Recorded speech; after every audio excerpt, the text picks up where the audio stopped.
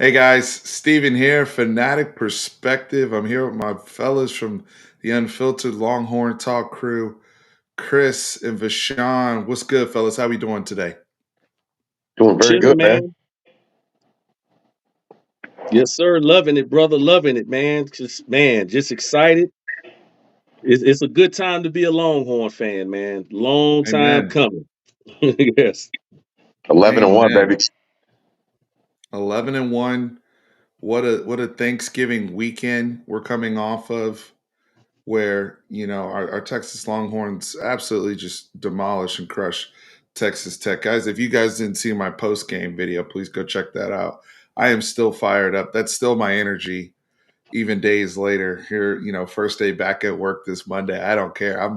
I'm excited, and I know many of you who returned to your normal routine this week I have gone, you got a little extra pep in your step. You're excited. It's championship week. When's the last time we said that, right? It was probably 5 years ago. Last time we could, be at this point in the week and say, hey, this is championship week. This is our time to, you know, secure a Big 12 championship and advance to where we want to be. So very, very excited and can't, thrilled to be here. Fellas, with that being said, and as folks are checking in here, make sure you hit that like button, subscribe, the whole bit. I appreciate everybody that comes onto this platform. I'll start with Vashan.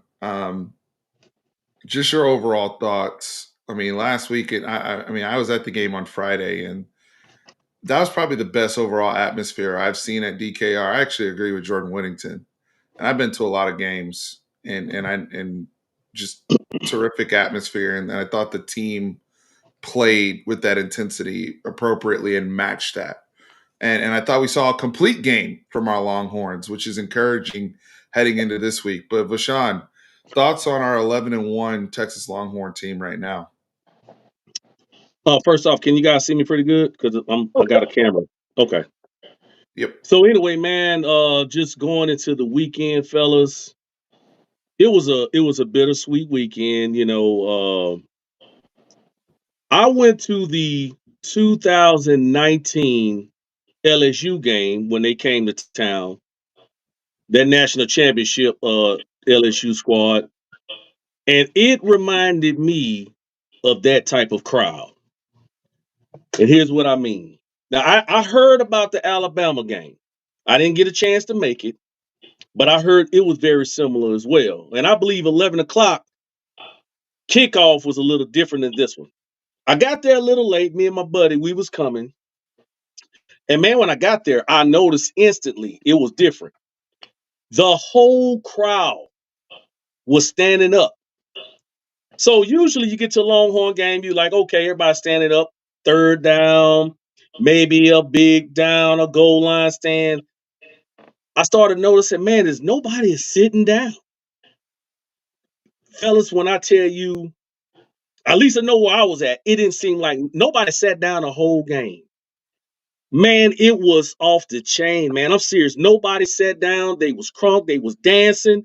CDC has done a fabulous job, man, of just making that atmosphere, man, really SEC like. And that's what we're gonna need, SEC. And just to come to that game and for Texas to play the way they played, to win it the way they wanted, man, it was a beautiful thing. 11-1, man. 11-1. I mean, I know when we did this video a while back, I mean, I had us at least 10-2. I had us getting into the Big 12 championship. But to finish out like this, and that's the way you want to finish the season out, going out with a 50-point victory. I know we're going to get into the, X's and O's later on, but I'm just going to tell you, man, what this means to me, being a Longhorn fan since 1991 or 1990. It's the last 13 years. It's feel like we just been stuck in a cycle. You know, we got hope, we lose hope, we get recruiting class, we lose expectation, all of that stuff, and then we just don't win. But man, we're here. And I'm telling you, man, I think we're gonna handle business, man, Saturday. I have no doubt in my mind. And I'm telling you, man, since the since the TCU game, I challenge anybody. Go look how Texas has been playing. You can't tell me they're not playing different. They are playing physical, they're playing fast, and they're finally letting those DBs get up in those receivers. I love it, brother, man. I'm gonna give it to Simp, man. But like I say, bro, 11-1. That's all we need to say, man. 11-1, man. Bittersweet. Hey, I want to make Chris, before you go, I want to make one quick comment because I have J.S. Hooper's uh, thing here, and he said Alabama crowd was on another level. Friday night was a great atmosphere. Look, I went to the Bama game as well, and Bama game was number one for me. Here's why I think this Friday even tops the Bama crowd. It was easy to get up for Bama. It's Bama. Yeah, Like exactly. it was the second weekend. The students were all on campus. It was peak college football season. We knew we would get up for Bama. It was those type of games. It was easy to get up for that. This atmosphere was organically created on a Black Friday. Keep in mind, students are not there, right, on campus right now. It's holiday break. You have, folks coming in from out of town, folks coming into that stadium with their families. I brought family members to this game. It wasn't a normal, like, this was more for us, right? I Yeah. mean, the Bama crowd was great too because Alabama fans were there, so it was this great, kind of discourse there, and it was a true SEC environment. It was a great preview for what we'll face, and I agree that the LSU game were just unbelievable environments. Plus, they were great football games. This seemed like it was a celebration and validation of where Yes. we've come as Texas fans. That's what Friday was. It was a giant party for the seniors. It was a giant party to say, look, our night atmosphere is legit now. I thought it was an atmosphere of when we like the fact that I've never been at a Texas game. I've been to a lot of Texas game where we're whooping somebody's behind and we're blowing them out. I've never been to one where nobody left. And to Vashon's point, from whistle to whistle, nobody sat down. Nobody sat down. Arch Manning comes in the game. The entire stadium's still there. People, it's not like we knew before the game Arch was going to play, No, right? no, it didn't. Know that. So I just want to, the weather, right? It's not. It wasn't hot outside. It was chilly. Yeah. Yeah. There's all these factors playing into this, right? And that environment was as electric, as celebratory to a Texas team as I've ever seen, and that I've attended. But I just wanted to make that point. Both were Hey, amazing, but for different reasons. can I add real quick before you go, Simp? Sure. And while I was at the game, man, and I just want to touch on the point of this blowout. Man, we got up, I believe, I don't know, 26-7, maybe I think it might have been 30 something points. So my buddy starts like, hey man, this is a blowout. And in the back of my mind, I'm like, man, I don't know, man, Texas, because you always Texas always blow those leads, Second half, man. man. And I just wasn't comfortable. Yeah. So man, I was like, I said, man, I don't know. I still had that uneasiness about me. And I really didn't relax, I think, until a boy ran the interception back 43. Jeb And Bush. yeah, Jet Bush, man. And Yes, that's when I sir. kind of started relaxing. And I'm gonna make you laugh and I'm done talking on that issue. But so I've never left a Texas game early, guys. Never. We get up 50-7. So I'm like, I got to drive back. It was me and my wife's anniversary this weekend. So I said, man, I got to drive back. I'm going back up to the Canyon Lake in the Hill Country. I said, man, let's Happy get out of here. anniversary. Huh? Thank you, man. Happy I anniversary. appreciate it. Yeah. Thank you. So I said, man, let's get up out of here, man. I'm gonna go ahead and leave this game. It's 50-7. I can watch the rest on my phone. Let's get out of here for this crowd. Because I started seeing people leaving. And what he just said, we go downstairs. I hear the crowd just going crazy. I'm like, dang, I said, did we score again? So I run back upstairs. Arch comes in the game. And just like Steve said, it put everybody's butt back in the seats. People started standing because now we finally seen Arch. It was beautiful though, man. And like I say, man, it just gave us something to watch the rest of the game. And man, it was a great game, man. Appreciate it, Joy. All right, Simp. My bad, brother. Oh, it's all good, man. It was a great weekend, man. Yeah. So weird. I wasn't in the stadium this week, or I mean, against Tech last week. But one of my best friends was there, and we were there. He was a student in 1998 when Ricky broke the record against A&M. Same type of game, last game of the year. We didn't have, conference. We weren't going to win the conference. A&M already had that one. But I mean, it's A&M in Mm-hmm. town, and I've gone to a bunch of Texas games in my life. And man, in that game in '98, nobody was standing up, and that game was at 10 a.m. You guys had the Mm-hmm. the pleasure of being there at nighttime and it being a night game, and the way CDC's gotten everything pumped up. My friend was just like, "Man, this is just like it was in 1998, but it's nighttime." Chris Delaconte, man, that guy is everything you want and then some, and an athletic director. We are so blessed Yes, he is. to have that guy. Compared to what it was with Perrin and not really Perrin, but was it Steve Patterson and those guys, man? Like this is a total 180-degree turn. Like, I'm not gonna put him ahead of DeLoss Dodds yet, but I mean it's we're getting there. We're definitely getting there, man. But like I said, man, we're 11-1. I love the atmosphere in the stadium. You know, uh, like Longhorn crowds can kind of be like old Texas Stadium Cowboy crowds, into where you have somebody in front of you is like, man, why are you standing up? Well, it's 3rd and 9, and we're kind of on defense, and we need to stop. It looked like from everything I see, and it was loud. It was super loud. And I want to wrap up my opening statement by saying, and I'm 100% about this.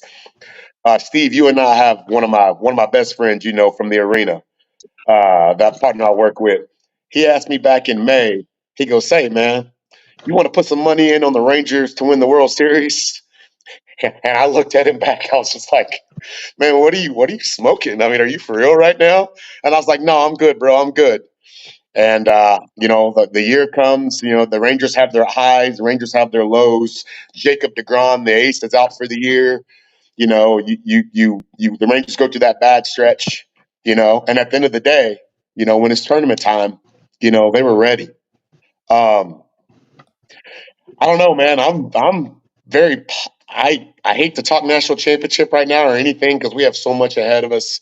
And this year kind of reminds me of 2001, the Colorado championship game we lost with the Sims turnovers. But man, like I feel so positive about this team.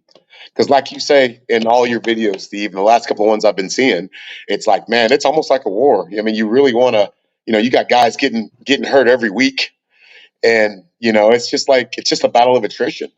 And man, Jonathan Brooks, that is a huge, huge, huge loss.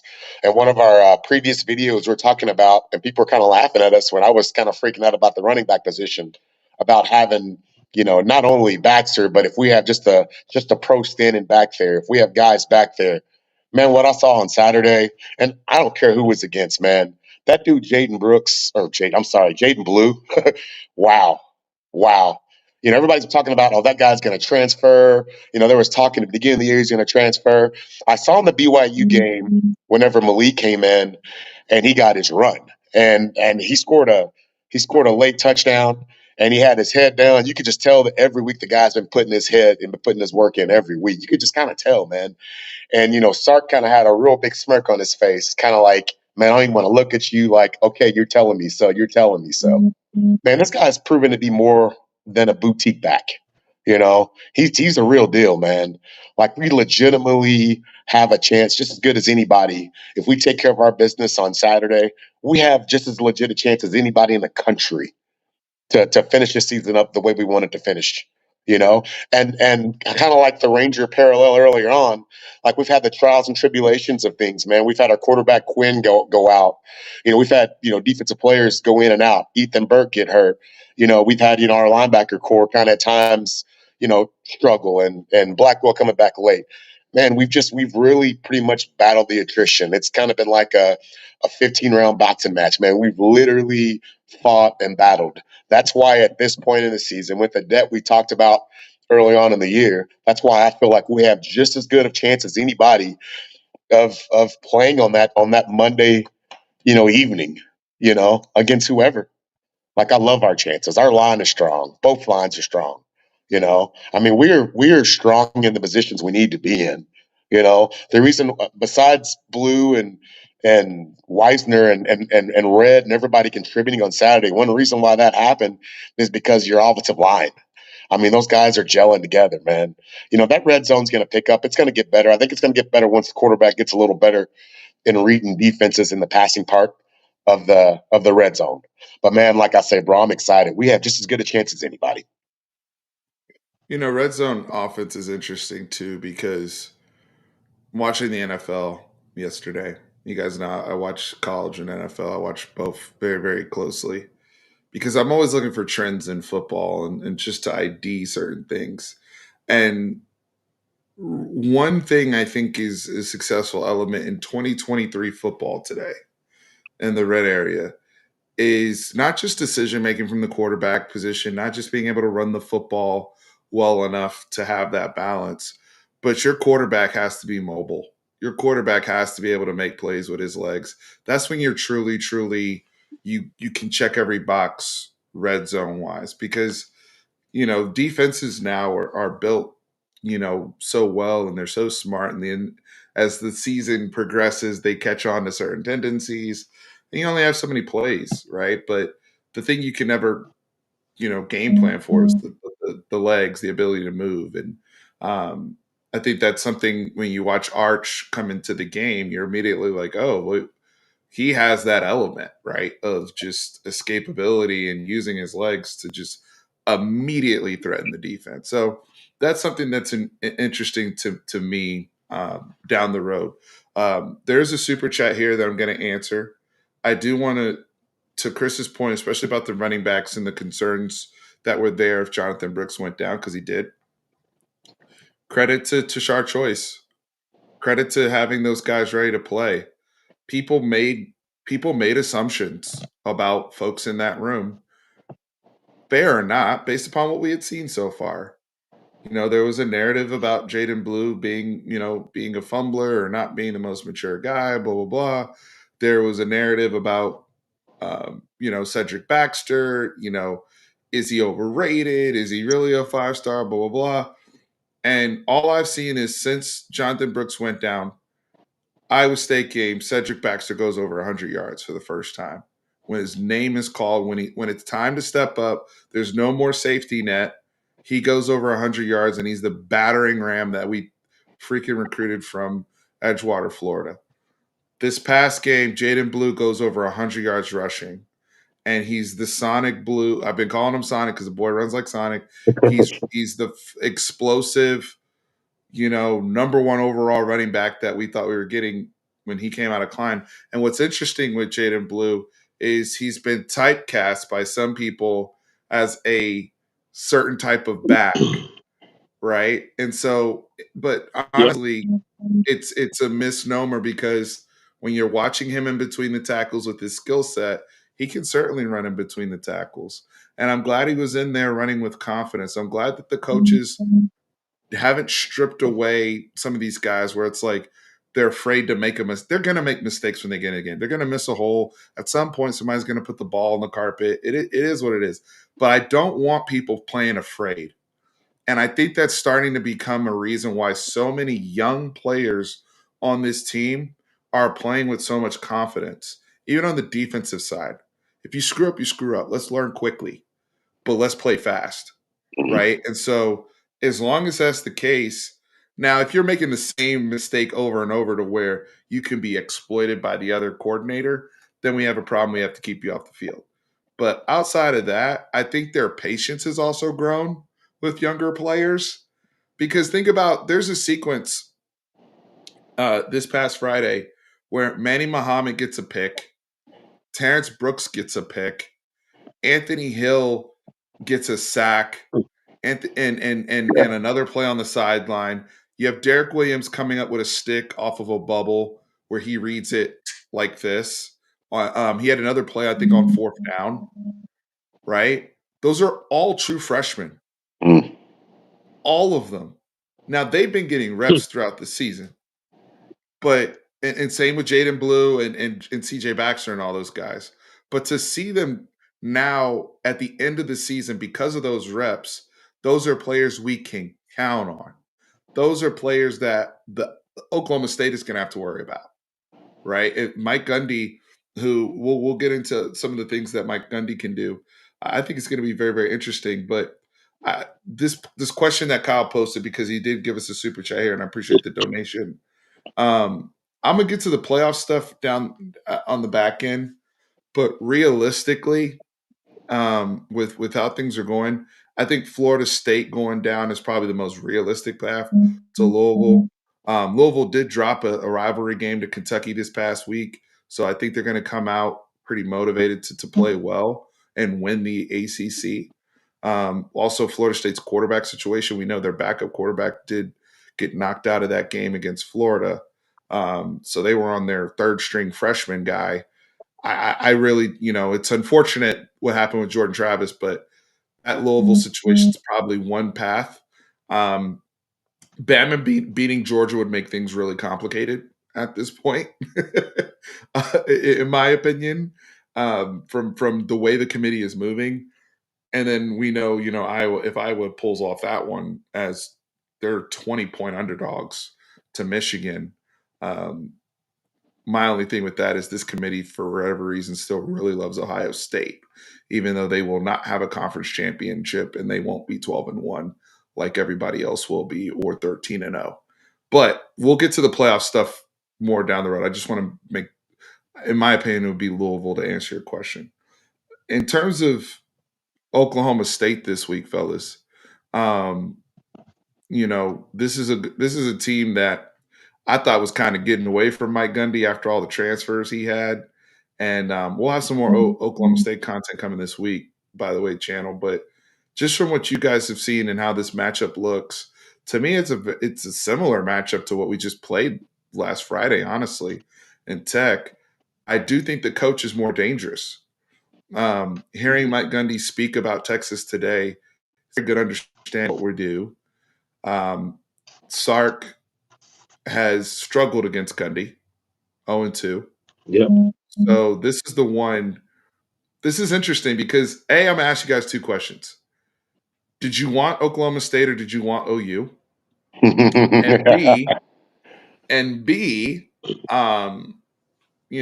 talk to me about this particular matchup in terms of where you're really, really confident and what concerns you have for Saturday. Bashan, you can go first. Number one for me, OU sucks. Screw OU. Let them stay home. I wanted Oklahoma State, and another reason, it just like you just said, the matchup, it just favors too easy for Texas. No game is easy now. Look, guys, but man, I'm telling you now, if Texas plays the way they played last Saturday, with those DBs up in people's faces, I think Broad B did the stats earlier. When they pressed, man, when they went press man, they only completed 2 passes. I don't see really no one. I'm not talking about national championship, but I'm just talking about nobody in the Big 12 can handle Texas, and that's including the OU. So I didn't feel like I wasn't nervous about OU. We'd had to beat OU. We'd had to beat them. But looking at that Oklahoma State, the way you beat Texas is you better have a accurate quarterback and you better have some dogs at receivers because that's the way. And you better have a deep passing game. You're not going to just line it up. Ask Kansas State about that. They had the best running game in the Big 12, K-State. They tried to line it up and they couldn't do it. They had a great power running game with the quarterback and they couldn't do it. They passed on us, but when you just try to line it up and run it on us, that's not going to happen. And I thought that Jordan McGuire was a little stupid, stubborn, or whatever you want to call him. He kept trying to run the ball. I mean, that's just crazy. But again, just to answer your question, man, Texas, I thought the best chance for Texas to go out and blow somebody out in a Big 12 championship game at 11 a.m. with all eyeballs on us, I thought Oklahoma State offered that best chance. And I'm really believe that, again, we come out there and the team has gotten better. Ever since the TCU game, ever since that game, we've been and Sark pretty much called out Terry Joseph, PK, and the rest of the guys and himself. We need to get more aggressive. We getting up and we're relaxing. Ever since then, we haven't seen that, guys. That Iowa State game, beautifully called. The defense played. We kept seeing it. We kept trending up. And this is what you want at the end of the season. You want to see your team start finding their niche. And I really believe PK has found his niche. I think he's found his niche, and I think he understands now. Look, man, let me just stay aggressive. If you throw it over our head, you throw it over our head. But because that soft zone stuff just don't work. You letting guys catch slants and easy throws in the flats, it's just a slow death. And eventually, you're going to get tired, and one of those receivers is going to catch one of those easy slants, break a tackle, and take it to the house. So I believe he's found his niche. I'm looking for total domination Saturday. I really believe that, guys. Now Gundy. Now I'm gonna go my spiel on Gundy. I got a lot of respect for Gundy. That man has only had one losing season. One. Since he's been at Oklahoma State. Do you guys know how hard that is? That's hard, man. That's hard. And the Big 12 is a coach's league. It's a lot of great coaches come to the Big 12. But to have a winning season every year beside one, so I got a lot of respect for Gundy. But Gundy, we owe you, brother. We owe you, especially what y'all did to us last year. I dare you, Gundy, to load the box. Quinn missed a lot of passes last year in the windy area, a very windy conditions. Steve, what we playing at this week? Is it windy? Nope. Mm-mm. We playing in a dome, Indoors. guys. Yeah. We You were playing in there a last dome, Thursday. guys. You were there last Hey, Thursday. all right now. Leave that alone. Leave that alone. We ain't gonna go there. We ain't gonna go there. But Leave him alone. I was in Jerry's world. We'll leave him alone. I was in Well, Jerry's world last week. and Jerry followed you back on Friday because he came down to see his grandson at Texas. Came down to see his grandson. Hey, it's all good. But I tell you this though. Quinn, guys, when there is hardly no wind, he's very accurate. This is a homecoming for Quinn. Quinn lost the state. Did he lose the state championship to Was Westlake there. there? Yeah, he Was lost there. to West. He got some unfinished business. One of Quinn's best games I ever seen him throw, Steve, was in a dome. In San Antonio last year against Washington. He called Washington up. If Worthy catches a couple passes, we might win That's a that different game. game. So I'm looking for Quinn even. I'm looking for Quinn to even have a pretty good game this year. So Gundy, I hope he comes out because I believe that's what he's going to do. He already said Sark likes to, max protect and then run 2-man routes. I believe he's going to try to put some pressure on Quinn, get Witt involved early because that seems to be the recipe. Witt underneath. Man, I think we can blow this team out. I'm saying by 24 points. I love Vashon's enthusiasm. I want to make a quick point on Quinn before I get to Chris. Quinn, it's interesting. We win a game 57-7. He probably played one of his, worst games of the year Yeah. overall. On Friday, I thought the second half against Iowa State he was really good, He took a step back this week, and then obviously Arch Manning comes in and really, infatuates some people. I think Quinn, A, at Texas, I really liked how he's played whenever we've had to go up to DFW because he just likes playing in that area. He always wants to reassert dominance. I think he knows what's at stake, and I do trust him in big spots from a standpoint of execution, um, and also not doing too much. I mean, last year's opportunities, if you go back and look at the film, it's not like Oklahoma State put the game in his hands from a standpoint of making wild throws. He was missing shallow crosses.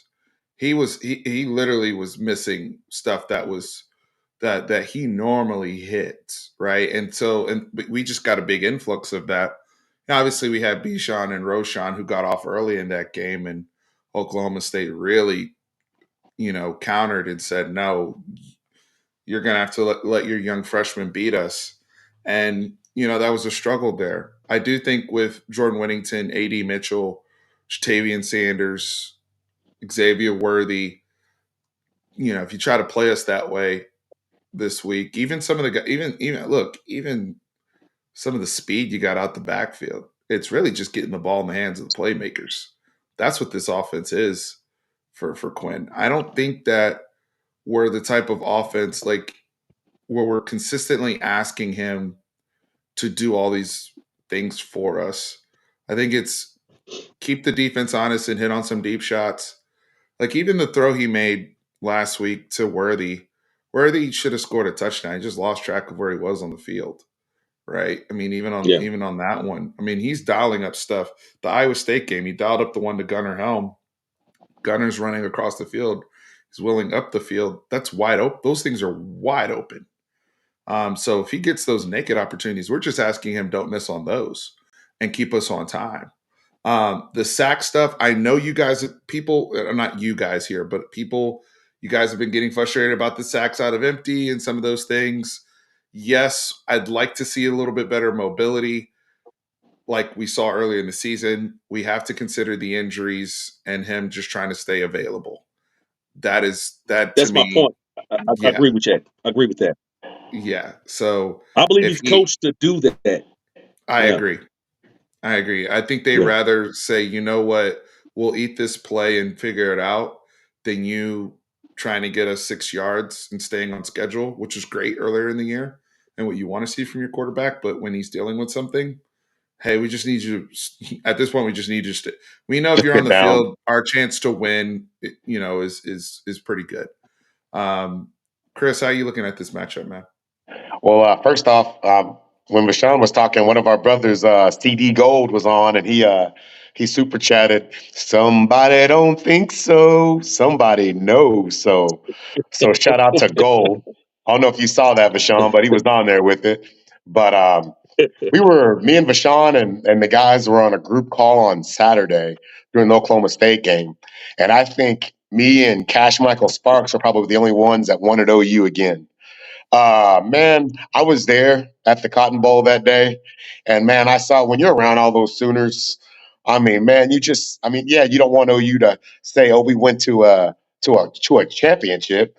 Yeah, but when you can beat them, there's nothing better than beating OU, walking out of a stadium, no matter where you beat them, whether it's the Cotton Bowl or where it could have been Jerry World. There's nothing better than that. Like it's almost better than beating the Redskins, when you're a Cowboy fan, Vashawn. But Oh man. man, honestly though, I'd like to exercise. We'll have many times to exercise our demons against Oklahoma because that's going to be a recurring match in the Big 12, or I'm sorry, in the SEC. But I'm kind of happy now that it's Oklahoma State. Not that it's any easier, because in my opinion, just watching Gundy in this conference over the last 18 to 20 years, I remember there were times under Mac when Mac had stacked teams under VY. I remember when Mac had stacked teams under Colt, at least, or yeah, Colt too. Whenever Texas got down 28-7, got down 3-4 touchdowns. I mean, Gundy figured that out, and then all of a sudden we were able to come back and just throttle them. Gundy scares me in a way that this guy is just like, I think he's figured it out over the last 18 years on how to coach in the Big 12. He still threw shade on us. Like he just, That's I good. just, but he's such a great coach because I remember watching the Kansas State game and that three high safety look that they have. And you know what Gundy does? Gundy lines up and trips on one side, bunch set, and has a single side on the other wide receiver, and he takes advantage of them there. My idea for us on Saturday, and over the last couple of weeks, seeing how we've dealt with all these teams that run that three high safety look, people need to be patient. All right. In that first half of this game, there's going to be the short passes. You're going to hit your Whittingtons. You're going to hit your JT Sanders. Obviously, you're going to have, you're going to hit the running backs in the flat. But in the second half, if you look at except for last week, if you look at like the Iowa State game, it was less completions in the second half, less throws for more yards. It's almost like you're challenging those guys to make as many tackles as they can. Kind of like when you saw what Shedeur Sanders and all them did against TCU earlier on, who runs the three high just as good as anybody else. In the first half of that game, Rashawn, we were watching, I think Sanders was like 14 of 19 for about 130 yards. We're just like, he's got a great completion, but I mean, he's taking what they give. After a while, you're going to make those guys continue to have to make plays on your guys in the second half. They're going to get tired of that. And mixed in with the running back and with that running game, like we need Sark to be patient on Saturday. He wasn't patient last year when he had Oklahoma State on the ropes when, you had 140, 150 yards rushing, 160 yards rushing in the first half.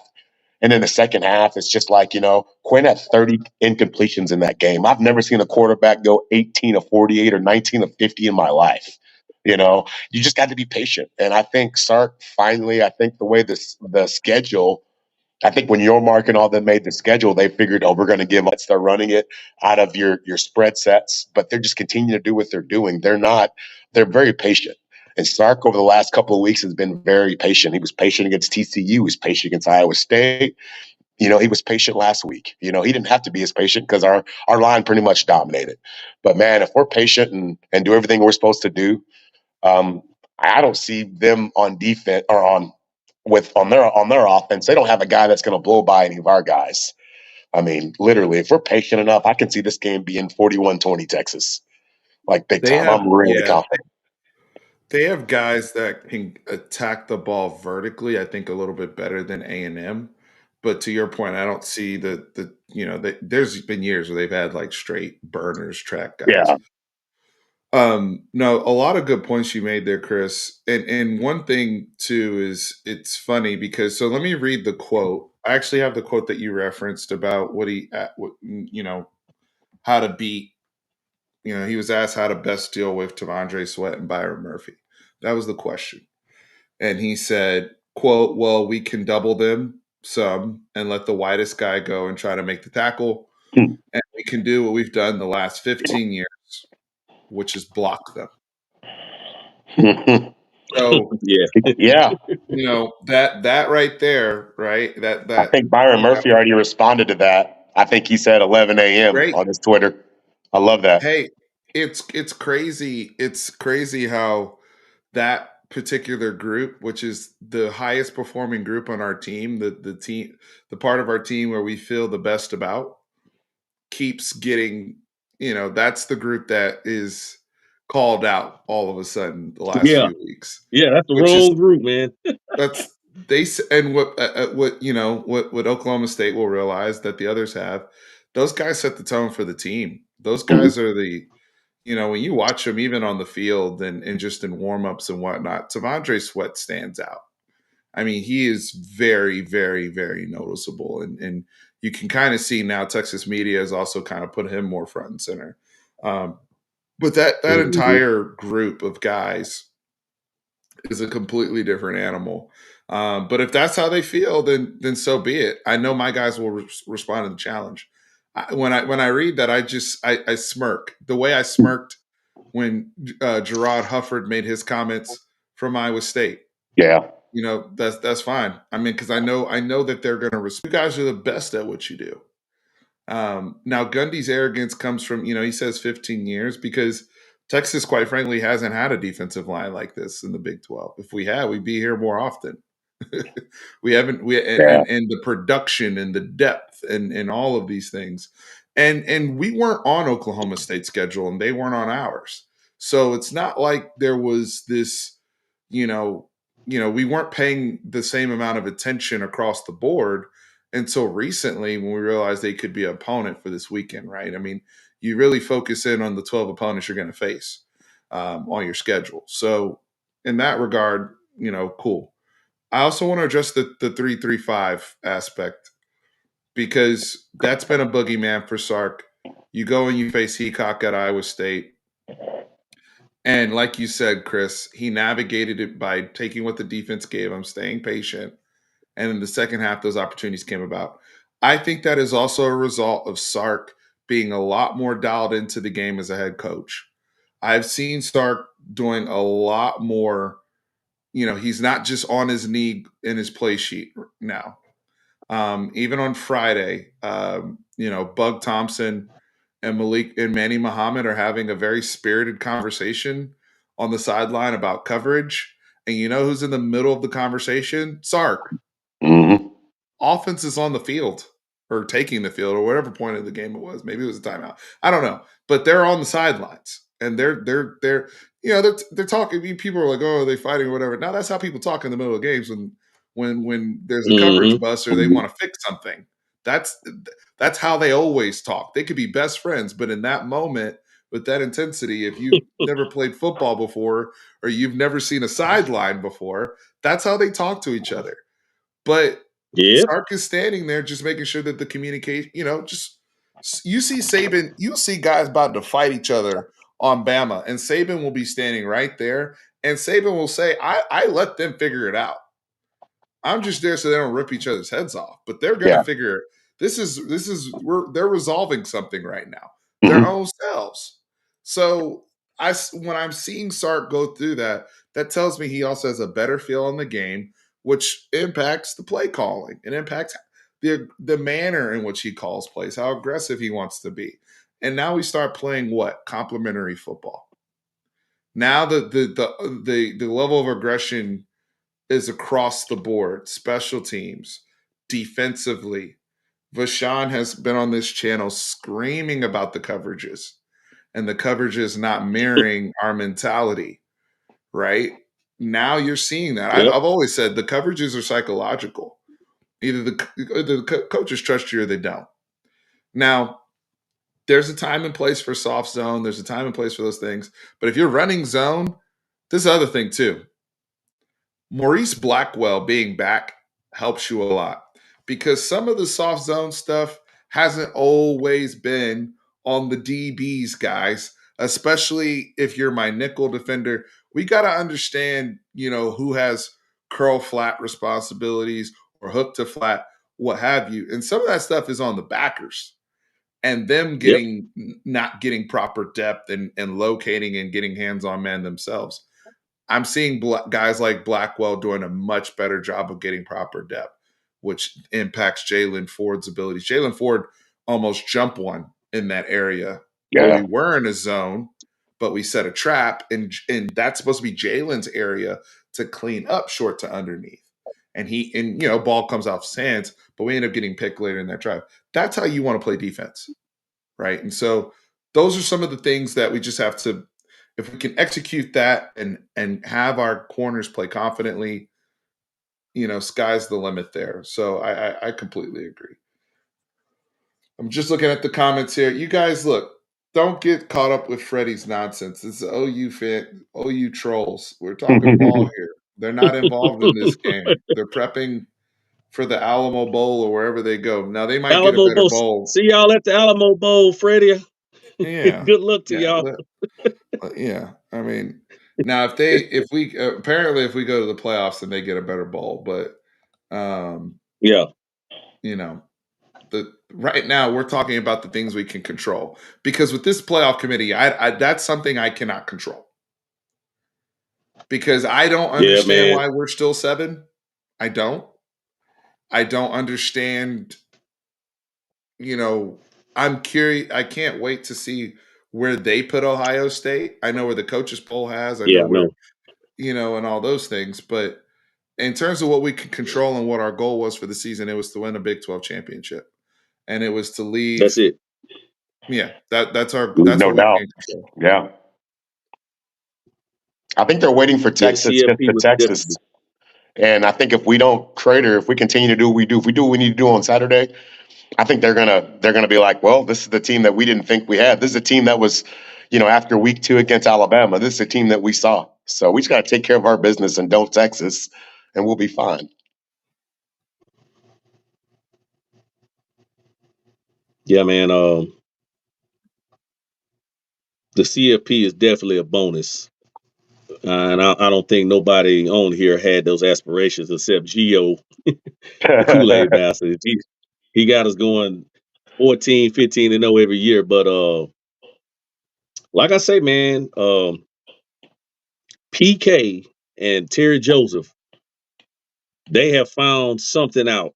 PK is blitzing on third down. He's speeding up the clock of the opposing running back.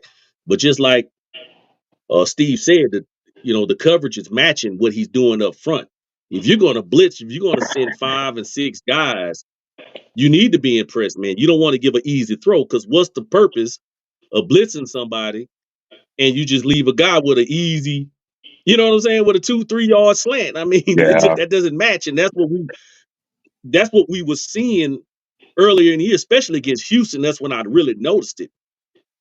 But man, we've been, and I think be honest with you, I think he figured that out last year. Man, let me blitz these guys because that seems to be our identity: blitz, man, press, blitz, man, press. But then, like you do, like Steve said, you gotta mix it up. But also, Blackwell coming in. I noticed once Blackwell came in, Steve, we shut that running quarterback stuff down. And Hmm. nobody's ran. We used to have an issue with running quarterbacks. Houston didn't even try. They just threw it. They was like, we're not going to run it. Blackwell, for some reason, he's pretty good at that. But yeah, man, zoning that middle up and let your zone the middle up, let your corners play man press, then keep your safeties back where they won't get burnt. That seems to be the you know what I'm saying, the recipe right now. One thing I It's also say this, man, we go ahead. No, I was just going to say with the running quarterback thing, it's interesting too because they have defended it much better. And you're playing a quarterback that doesn't really move or have great movement skills this week. We're used to when we see Oklahoma State the last 4 years, we're used to Yeah. seeing Spencer Sanders back there and dealing with quarterback run game and option and all these different things they can do. I mean, even Tech last week they scored on, an option play. Took advantage of the momentum they had with Tosh Brooks, and quarterback was able to get to the outside. You're not going to see any of that with Alan Bowman. I mean, we're very familiar with Alan Bowman. He's been in college football going back to the Major Applewhite days. So, that's not a guy. That's not a guy who's very mobile at all. Yeah. Now he can get into a rhythm accuracy wise, and his job, let's be honest, his job is to keep them balanced. They're an Ollie Gordon offense. They go as Ollie goes. He is a phenomenal runner. Different from Taj Brooks. Taj Brooks was super physical and sliding out of tackles and he's really good. He's really good. I mean, there's some Bowling gifted ball. backs in. Yeah. Yeah, he's a bowling ball, man. Ollie is getting to that edge a little bit more and taking advantage of some of those zone kind of holes that are there, and probably a little bit more similar to what we've seen from our guy Jonathan Brooks when he was healthy. I would probably put Ollie of more of that type of running back, but he's just there to keep Ollie balanced. They're going as Ollie goes, and Yeah. if that's the type of offense you're bringing to the table, um, knowing where we are as a running, as a team defending against that, I feel good. I do. I really, really, really feel good. And Marlon said, "Hey, he's not running the ball on us. He's throwing 40 passes on Saturday." Well, good luck. Good luck to that because they Hey, haven't been yeah. great throwing the football in volume this year. That's not how they're built. But if they want to do that, because that's gives them a better chance to win. Good luck. Yeah. Yeah. Gundy will break tendencies. We know that. But I think that's also, like I said, man, what we I think we figured out some things. that won't work either. And like Steve said, guys, have we ever had an issue with a statue quarterback?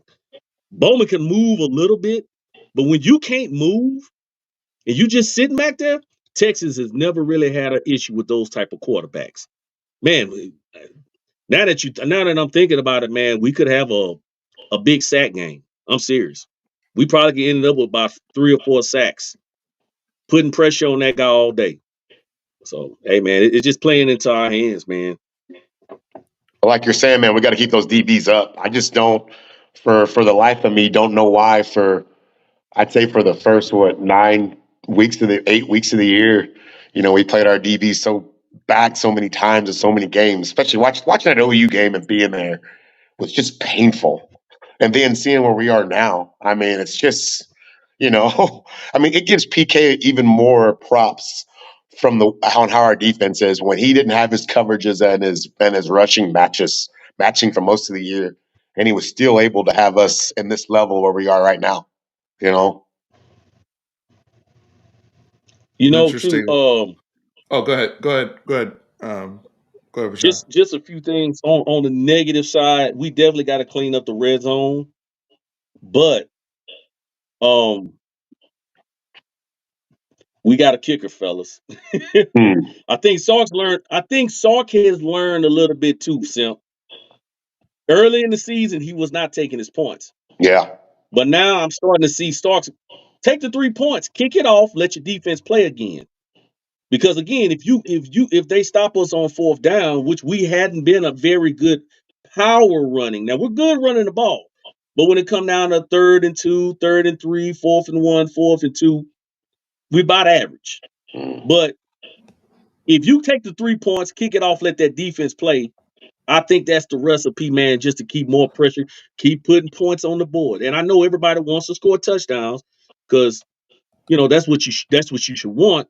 But just take what the offense gives you, man. Other than that, bro, I'm serious. And look, Quinn is not 100%. We know that.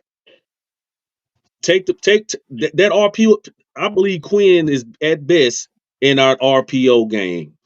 And I seen a lot of people come out, because they was at the, we was in the stands. Oh man, why I saw coming out passing. He's done that all season. He's been a pass to set up the run. And y'all know that's what he's going to do. He's going to come out, get the passing game going. What he's trying to do is get those safeties to back up because teams are coming out loading the box on us. They know Texas wants to run it. Pass, get them out, get them to settle back, and then he starts killing you with that run game. And to talk about that 3-3-5, I noticed when they play them 4 eyes and they pinch them in, and appreciate you, Charlie Williams, for talking about this. Charlie told me about this. When you put when those defensive ends in the 3-3-5 fly over, when they pinch in, guys, all you got to do is crash down and catch the 4 eye, and then you got a mismatch on the outside with a tackle on a linebacker, bro. Because in a 4 eye, that D tackle's lined up over that guard, bro. Hmm. If you catch him in, that's when you start seeing those holes with Baxter last week, especially the week before. He was busting it right over outside that tackle. So, man, if they come out in that, it's going to be another successful running day. I will say this. I mean, if I had to say what my concerns are, and some of it has been echoed already about the field goals, we've great. And look, Auburn, remarkable job and setting records last week. That's not going to cut it, in big games or in close games. We got to finish with points, Yeah, especially where we have opportunities. And I think, as well as we played last week, I'd give the defense an A+. I would give special teams an A+. Offensively, I cannot give you an A when you're getting field position, starting drives at the 40 and 30-yard line, and you're not finishing in the end zone. that's right. So that, I'm not going to knock them too much because I think the only turnover they had was the Quinn interception in the end zone. But even there, Yeah, right? Like, you know, that's another area where you had points. You throw an interception in the end zone or taking a sack or not finishing, you know, and we have too many weapons to have the end zone, the red zone challenges we have, especially vertically. That's a concern for me, and I think that's something of note heading into this matchup that could keep the game a little closer. Is will Texas finish their drives? With touchdowns. It seems like we're more efficient scoring from further away on an explosive than we are consistently being able to score from the 15-yard line and in. And so that's something that is a big concern for me. And I think it's been an issue all season, obviously. And I think we've done a little bit better job in short yardage, and we've gotten a little bit more creative with some of the play calling. I like what's especially in the Iowa State game, but red zone Mm-hmm. wise, we have got to be better. We've got to be better. The other thing too is Oklahoma State. When you see a team like this, like how did they get here, right? All the things that have happened. It's turnovers. They're getting their hands on the ball. Fumbles. BYU blew that game last week because of, they had two fumbles lost and, just little goofy things. I'm glad UT Parking brought it up because I was getting ready to. Alan Bowman has a 10-11 touchdown to interception ratio. It's terrible. 10 touchdowns to 11 interceptions. Hmm. But to Marlon's point earlier about the passing attempts, another thing I have noticed though is BYU last week, Alan Bowman threw 47 times, finished with 321 yards passing. Houston game the week before, they had that comeback as well, 43 passing attempts, 340 yards. OU game, 42 attempts, 334 yards passing. So they have been throwing the football a lot more, especially within the last month of the year, and some of these bigger wins to get them to that point. And a lot of that stuff has been, some of it has been them trying to come back, and some of it has been them just trying to get the ball underneath to guys like Brennan Presley, who we've seen many years, and some of the Mm-hmm. others, just letting them run under, Rashado and some of those guys, letting them Yeah. run around. So we have to be cognizant of those things. It's not just going to be straight up and down Ollie Gordon. Now, if you let Ollie Gordon get off, then and you concede that like OU did, and you're giving up both, you're really in trouble. But to me, even if Bowman has the yardage passing, but you're getting turnovers, you're causing negative plays, you're getting sacks, and you pick them off a few times, I think Texas should be fine. But I would be lying if I said I feel super confident about our ability to score a whole bunch of points in the red zone. That's something we really got to get corrected. Yeah, definitely. Yeah. Do you guys think it's a personnel thing too? Like, what is it? I mean, it's just frustrating because I see in the TCU game now. Granted, TCU was playing more man that we really like to see, and so we were able to run some of that stuff to AD Mitchell and just hey, go vertical. We'll throw you a nice little jump ball. Or is it the play calling, or is it the execution? That's where I'm still hitting my head against the wall. Go ahead, Chris. I think with me, like I was saying earlier on, I think Stark does such a great job of drawing up plays, drawing up shots. If you look at coaches like him, if you look at the brother at the Dolphins, if you look at our guy Shanahan, like those guys draw up plays. I mean, the quarterback knows where to go. It's like if I'm not going here, I'm going there. I think once you get, I think that's great to have a coach that can do that for you. You know, you see Tua have that advantage, but I think once you get into the in the red zone, I think you have to have a little better understanding of what's going on. It's not about just drawing shots. You got to be able to get to your second and your third, your second and your third read. There's a reason why if you play high school or college football, especially on offense, your last session, if you're on offense, 9 times out of 10 on against any program, you're going red zone against your starting defense. You know what I'm saying? It's just it's at that point, it's not about drawing up shots. I think as Quinn goes when we get in the red zone, as we go. Honestly, that's my honest opinion. And I'm not picking on Quinn. I think Quinn's had a great year. I think this year, Quinn will be remembered. Obviously, if he comes back next year, I mean, I don't even want to talk about that yet. But I mean, the SEC better look out if Texas brings, what's going to be coming back next year. But I think Quinn's not a complete package yet. I mean, we may I see him agree with figure that. it out. But I just think that as Quinn goes, once we get in the red zone, our offense goes. It's like I said, man, it's a shorter, you have 15, 20 yards in as your red zone is when you're in that little zone. It gets harder and harder and harder to score once you get closer to that. So that's just my personal opinion on it. I mean, I think the offensive line's gotten a lot better. Hayden Connor is still not what we want. I'm not gonna lie, man. I like the way our second team guards are looking though. Just our second team line in general though. Like man, those guys are nasty. Our guards in general are nasty. I think Campbell's nasty. Like it's coming. It's coming. But like I say, so go Quinn, so go our red zone problems. They run that second unit run block their butts off Hey, when Yeah. Wisner and them got in the game and Arch was in the game. That was actually pretty. Normally, you don't see a second team unit come in collectively and move in unison like that. Thought that was really interesting. The way that they came into the game, but that's more for future processing. Hooper here has a comment. Uh, I put up Marlon's comment about Quinn and processing. I agree with some of that with to Marlon's point, but I also think that it's bigger than just. I mean, we haven't run the football effectively in the red area either. That's not on Quinn.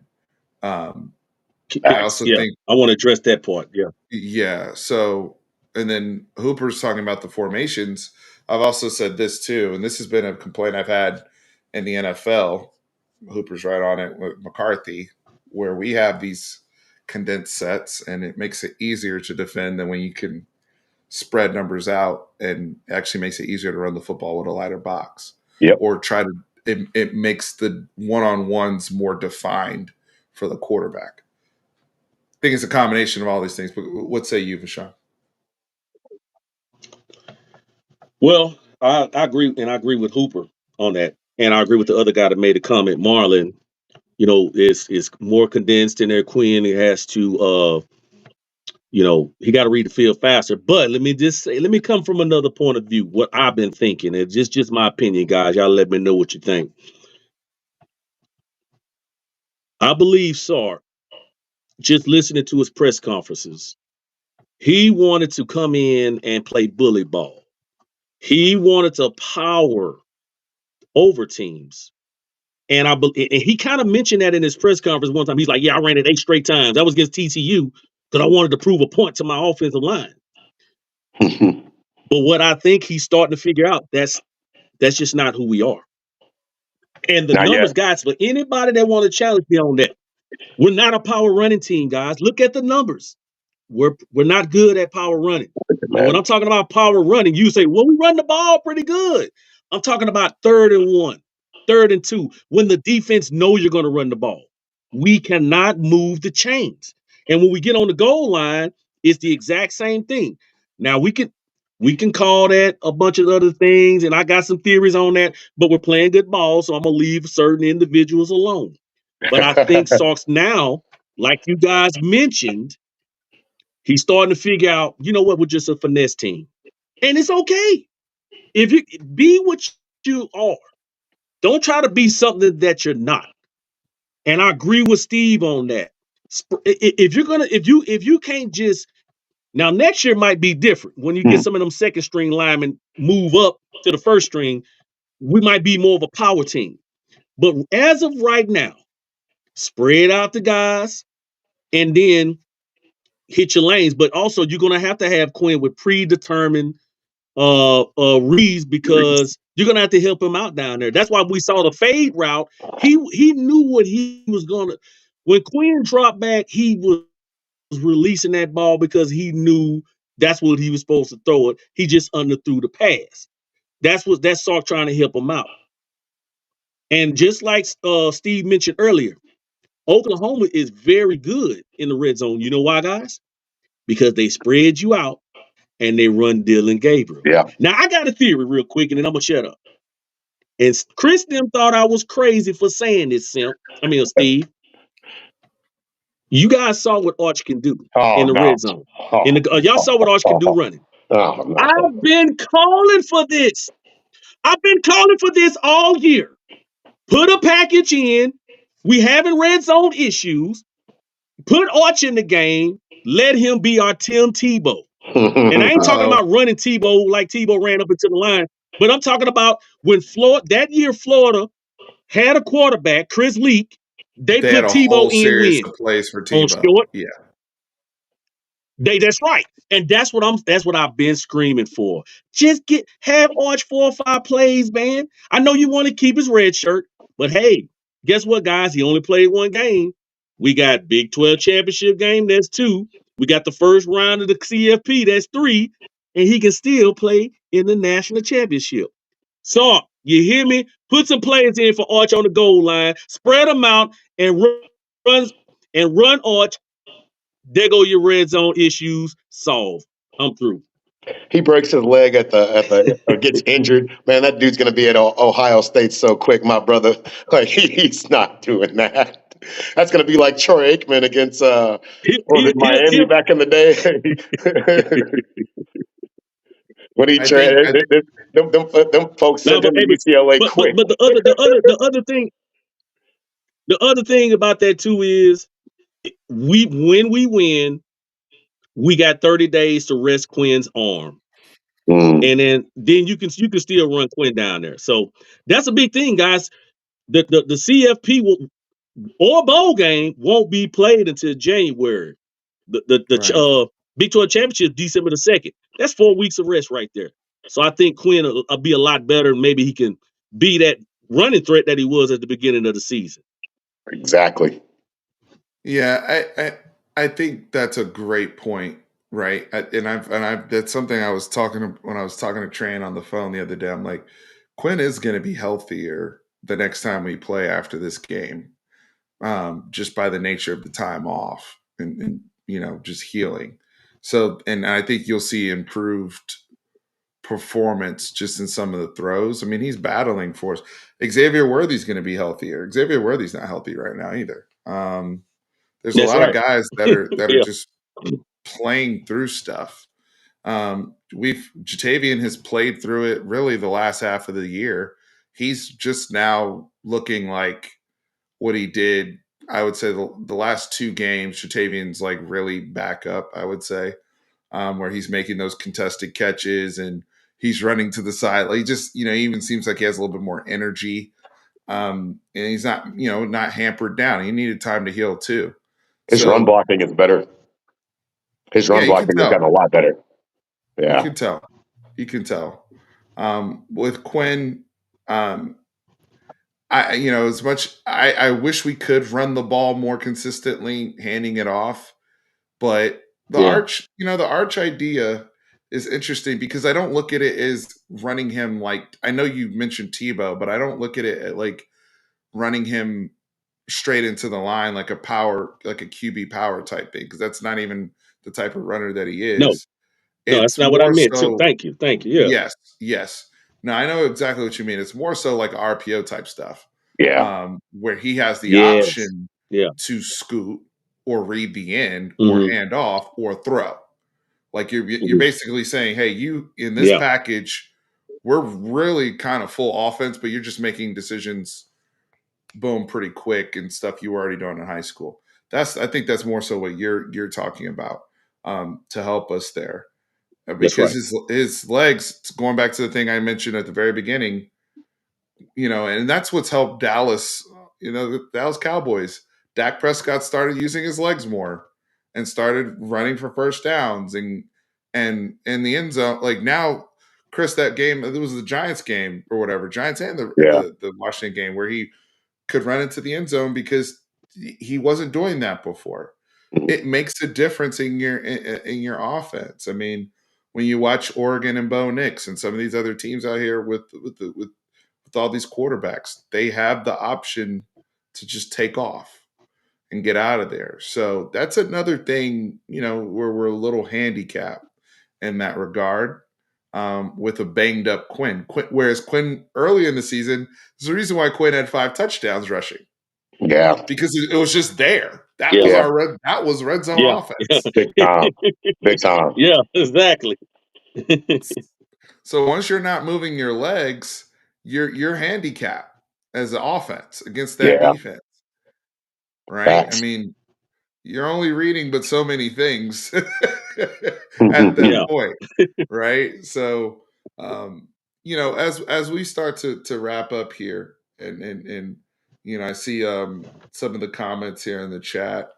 I also want to give credit just to a bunch of unsung guys, and we did this on Friday, but it needs to be mentioned again. The development in this program, has really impressed me, and the amount of people that we've relied on this season. You can't be 11-1 with the stuff we've been through, the adversity we've been through. Chris said it best: 15-round boxing match. You can't be 11-1 without guys like Jet Bush, guys like Michael Taft, guys like Maurice Blackwell, guys like David Benda, Christian Jones, Jaron who Thompson. Jaron Thompson. Those are the people that folks wanted to give up on, wanted to recruit over.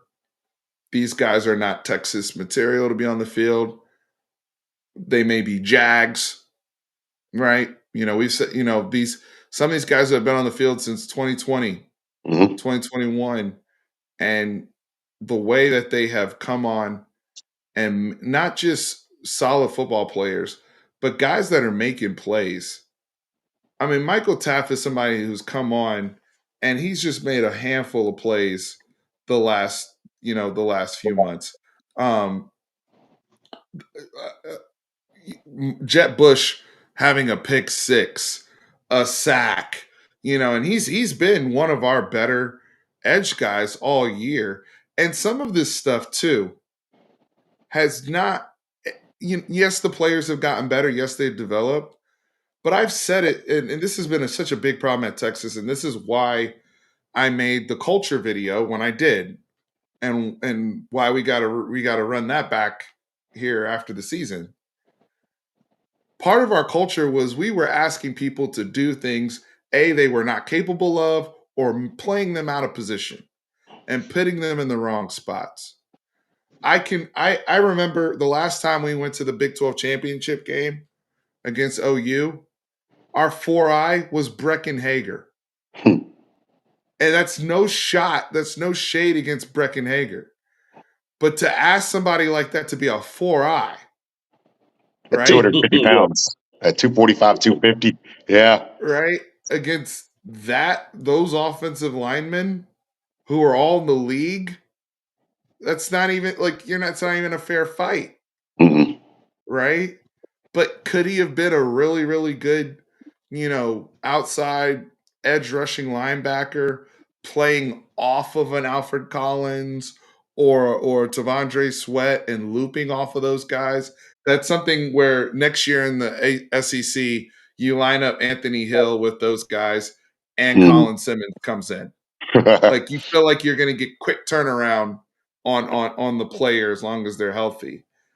But I think it's just as cool to see those guys, those old heads in the program Mm. who who've come along, man, and wanted to be coached. It's what Tope's talked about on this channel, and he echoed that 2 years ago when he was one of the first older guys that was given up on, and he ended up earning a starting job because he's like, dude, I just wanted to play. I wanted to be coached, and they embraced that. We will coach whoever. We're not going to discriminate against you because it's taking you a little bit longer. You're on time now, brother. Your time is now, right? And so Mhm. see David Benda being used in a very strategic manner when they use David Benda is that that's encouraging, and I think it can be said across the board with so many different guys, and I think that's why I like this team so much. As many challenges that they've given me this year made me nervous. I think one of the things that's really made me fall in love with the team is how coachable they are, and the coaches embracing that and the development that's come from it. So I want to make sure that got said. Any parting thoughts on y'all's end, or if you want to even piggyback on the development within the program? Man, just my little part of shots, man. Texas just come out there, do what you got to do. I mean, shut their running game down, make them one dimensional, like we've been doing all year.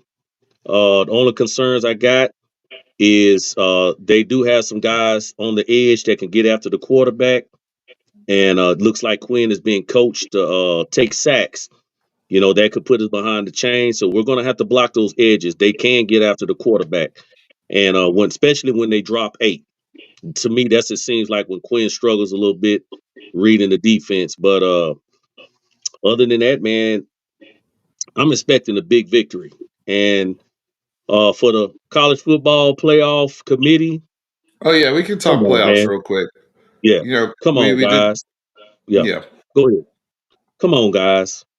Texas has the number 3 ranked schedule in the country. I mean, strength of schedule in the country. I think I just saw that today. It was posted, and I checked. It was an Alabama writer. Number 3 strength of schedule in the country. Come on, give Texas some love. I guarantee you, though, bro, it's gonna be interesting come Saturday. Florida State is the last game played of the night. You know, me personally, I think Alabama. Even if Alabama do beat Georgia, I think, and we handle our business, it is another way else to get in there, you know. But we're all right now Louisville fans. So and I even heard some stuff that potentially Louisville could still be left out. You know, it just depends, you know, because they know that they're without their starting quarterback. So anyway, come on, CFP, You do us mean right. Florida State? I mean Florida State, I'm sorry. Come on, college football playoff committee, do us right, man. Do us right. You know, I know I still have no clue why Oregon jumped over us. Their strength of schedule was, man, I don't even have it in front of me, but man, it's not nowhere close to what Texas was. Who have they beaten? You know, they beat Oregon State. And their best win was a loss to Washington. So anyway, uh, just do it right, man. But it starts with us taking care of our business at 11 a.m. Saturday morning. We handle up, all eyeballs still on us. I think we can sway some committee members. And guess what? Even if Ohio State, I believe if they do come out ranked ahead of us tomorrow, they're sitting at home. Texas gets to play Saturday. I believe we'll jump them regardless. That's just my I two agree. cents. Yeah. Yeah, no, we can talk playoff a little bit. I did promise that up top. So and Rashawn well said about Ohio State, right? Starting there, and this isn't even just on Texas's sake. This is for the sake of Oregon. You know, whoever. Well, I'll say whoever wins the Pac-12, because even Washington in that case, Washington or Oregon, Alabama, um, these are teams that are going to be 12-1 or 13-0. I'm sorry, it's not justified at 11-1 Ohio State that you should be in. Yeah. Also, from an eye test perspective, they were very, very good. You know, you had an early awesome win at Notre Dame. Notre Dame has been good, not great, and you dominated a Big Ten that doesn't super impress me, honestly.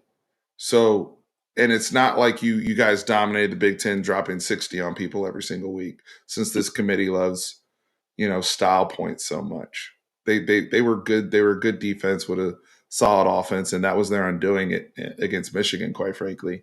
And you lost to a Michigan team that didn't even have their head coach on the sideline. To me, that's another negative. I'm just saying we gotta call a spade a spade. And so 11-1 versus teams that have actually gone and won a conference title game. Again, the price to get in last year is not the same price today. Yesterday's price is not today's price. So I understood why they got in last year. I didn't have a problem with it. There wasn't we were struggling to find 4 deserving teams last year. That is not the case this year. There's going to be sad teams on the outside looking in. And to me, I didn't leave that Ohio State game. I'm just being honest. Like I didn't feel like, oh, they're certainly one of the 4 best teams in the country. I didn't feel that way. Hmm. No.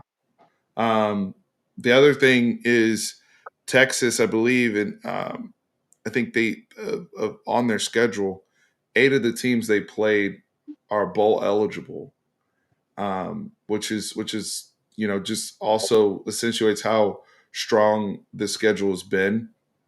Some of these teams only have 5 bowl eligible teams they played, or 6 or 7. I think with Texas, I think we were the only team at 8. Maybe Bama's up there, but just to have that one as well in terms of our case.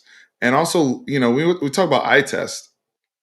We're the best team in the country defensively on third down.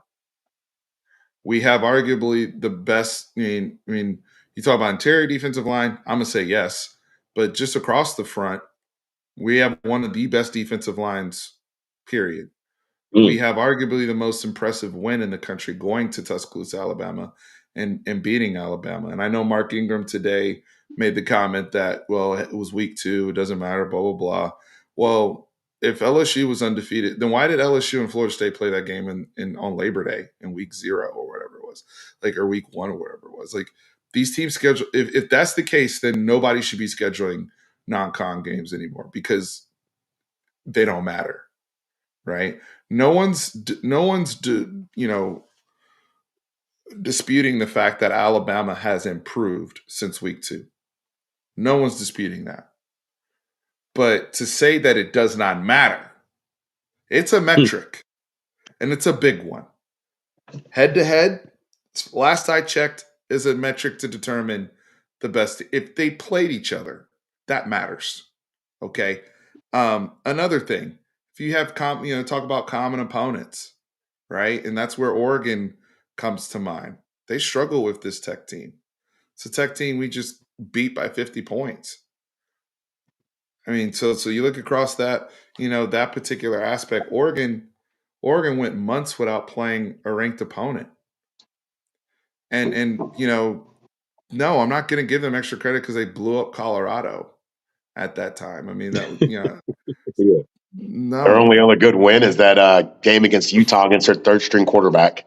So, I mean, I'm not gonna lie. I mean, Dan Lanning's a really good coach. I think oh Oregon, yeah, eye test wise, is really good. I think they have a lot of NFL players on that team. There's a lot of guys I like on that team. I'm not an Oregon hater.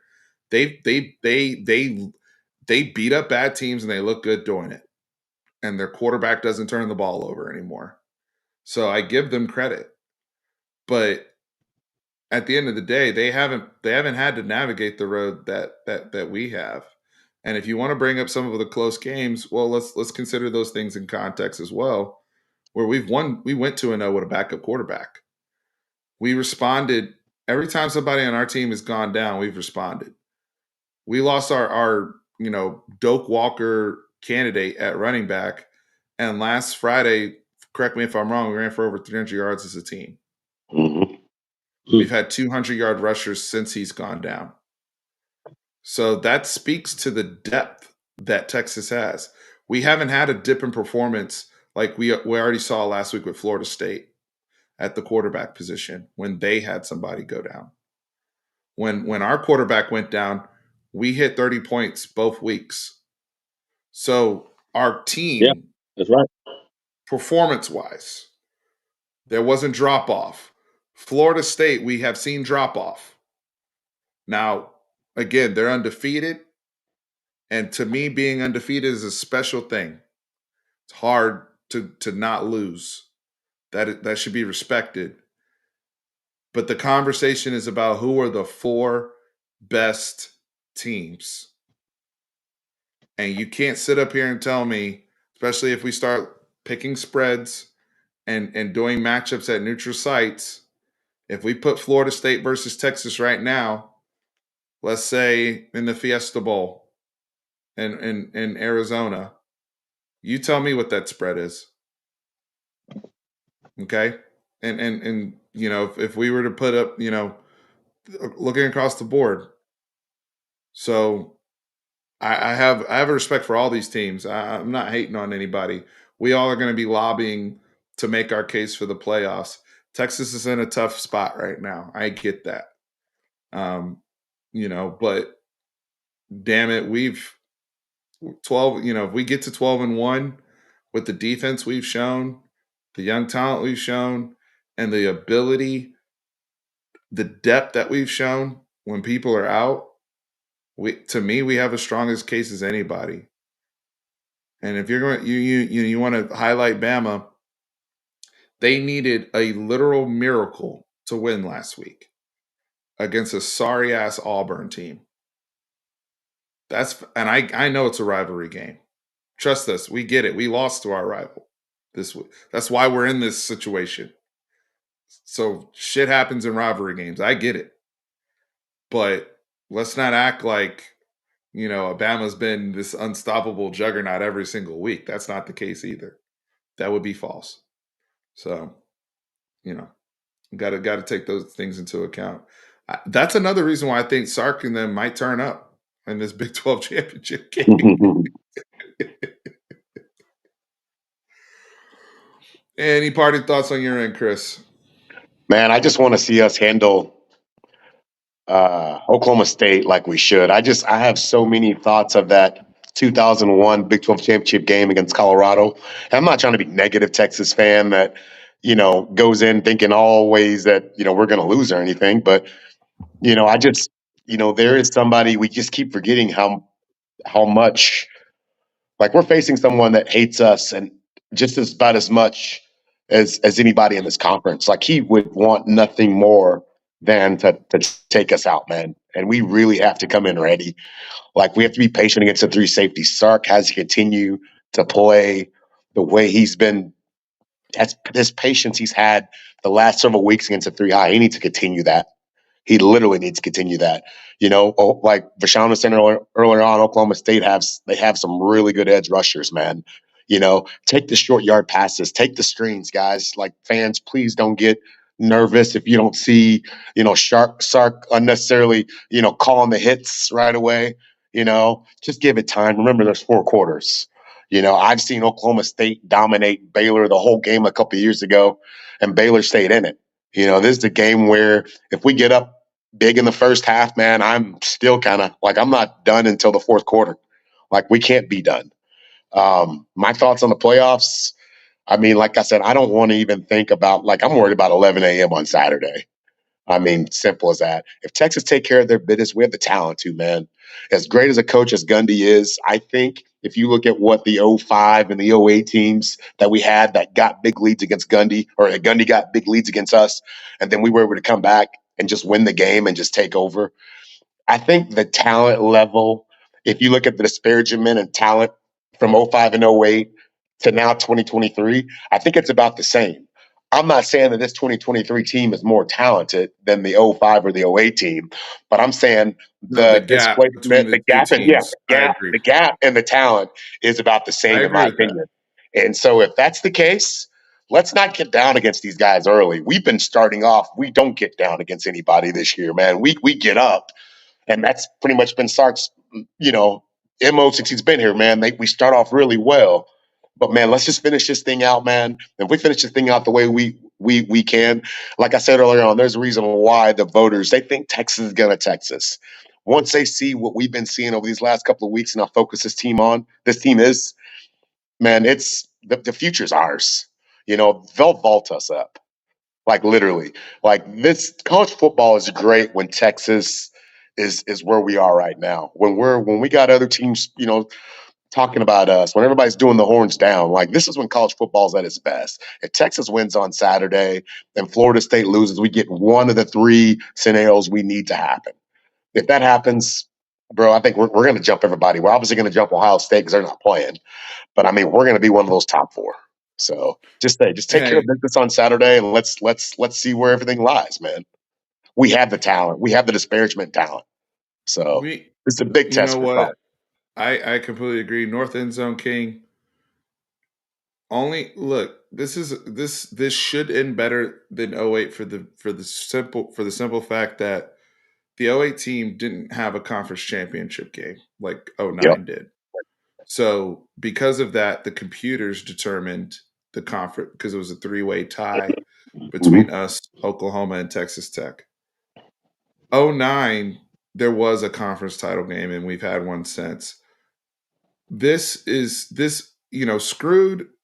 Look, I'll put it this way: if Texas wins the Big 12 on Saturday, and we accomplish this season, will be mission accomplished regardless of whether or not we make the playoffs. In my opinion, Same. because we're leaving this conference. That was what we set out to do. We set out to dominate. We set out to get this program back on course. We set out to leave no doubt and go to the SEC with momentum. That was the goal. And to be, you checked all the boxes along the way, all the checkpoints. Did you win 10 games? You're not losing to bad team. You're not having those bad losses anymore. I hate losing to Oklahoma, but that's not a bad loss like we've seen in other years. You got to Arlington. You finished, you win the conference. The playoff thing, the only way we get screwed, I feel like. Now I will say this: if it goes chalk, I'll put it this way: if it goes chalk on Saturday, we're not going to make the playoffs. We already need to accept that, right? Because and that's the thing. It's been going chalk the last 5 weeks. That's why we keep coming in at 7, 7, 7, 7, 7, 7 because no one in front of us is losing. We just happen to be good in the same year that up until this week, 5 teams were unbeaten and 3 teams had only had one loss. That's not normal in college football. That's not a normal season. So we got to accept that. I don't think that that's us getting screwed if the college football playoff. Like there's a reality that you could have an unbeaten Georgia, an unbeaten Michigan, an unbeaten Florida State, and an unbeaten Washington in there. Am I mad as a Texas fan and we don't get there because we had a loss? I mean, that's the easiest way they could do it, right? So that's not us getting screwed, in my opinion. Us getting screwed is some other scenarios and blah blah blah, but Yeah. it won't be. Oh wait, hurt because I knew how good we were, especially after we beat that Oklahoma team in the Cotton Bowl. That was Mm. different. That '08 Texas, I will stand on that. That matchup offensively, especially offensively, was one of the greatest match because even the OU that went to the national championship game that Florida ended up beating, they didn't have DeMarco Murray. We beat them. We beat OU at full freaking strength Mm-hmm. with DeMarco, with everybody live on their team. We beat that team. And that's one of the greatest offenses I've ever seen in my life. No cap. So that '08 team, my heart hurt for them because I thought they were better than '09, the '09 team that went to the national championship game to play Bama. If you ask me to pick between the two Texas teams, I'm taking the '08 team all day.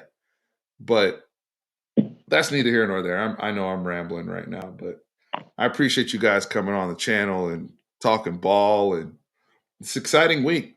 It's an exciting week. I appreciate everybody here in the chat, doing your thing, and it's been fantastic. It really has. Guys, what do you want to plug? Man, I just say this again. I really believe we're going to handle business. Kool-Aid will be flowing. I got my Kool-Aid fan, and we're gonna party.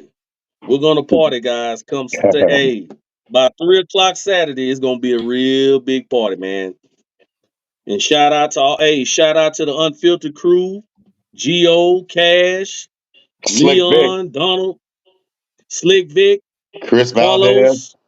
Hey, Pete, everybody, man. Shout out to all of them, the ball talkers, man. Y'all know what's up. What's up, Willie Bennett, Charlie, Antoine, the whole clique, man. Hey, appreciate you letting us come on here, Steve. We really do.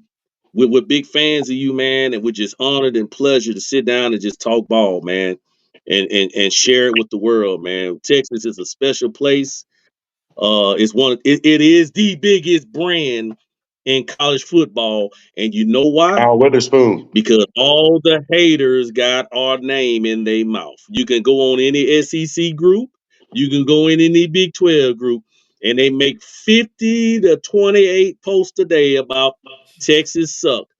That's why we're the biggest brand, because y'all keep your name. They don't talk about Georgia like that. They might, Alabama, Georgia go back. They talk about po old Texas all the time. Hook 'em, baby. I'm about to Hook go 'em, dead. hook That's 'em. all I got. Hook 'em. What's up, Chan Lee? Look, Kyle. Him and Kyle always go out. Chan Lee. Now this is going to be a fun week getting ready for the game, but we'll have you boys on real soon to break everything down after. I'll go ahead and throw that invitation out right now because I got to hear from y'all next week or when time permits. But folks, hit that like button, subscribe the whole bit. Check out Unfiltered Longhorn Talk on Facebook. They have a tremendous group, over 12,000 people in there. So they're talking on the regular, so much content being shared in there. And appreciate you guys, man. Chris, Fashawn, love you boys. Thank you for coming on. Folks, remember, horns always up. Hook 'em. Hook 'em.